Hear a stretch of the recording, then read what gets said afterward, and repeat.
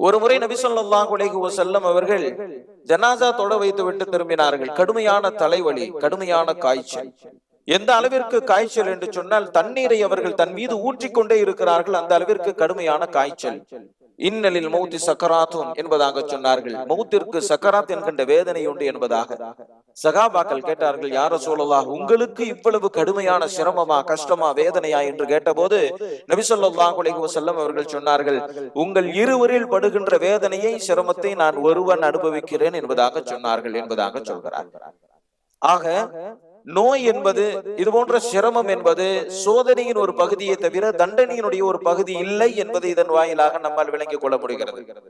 நபி ஸல்லல்லாஹு அலைஹி வஸல்லம் அவர்கள் மட்டுமல்ல, 30 வயசு 20 வயசு தாண்டுகிற போதெல்லாம் நபி ஸல்லல்லாஹு அலைஹி வஸல்லம் அவர்களுடைய மகள்கள் நோயால் இந்த உலகத்தை விட்டு மறைந்து விட்டார்கள். எல்லோருக்கும் வயது 20 தாண்டி, சிலருக்கு 30 தாண்டி, அவ்வளவுதான். யாருமே 40 தாண்டவில்லை.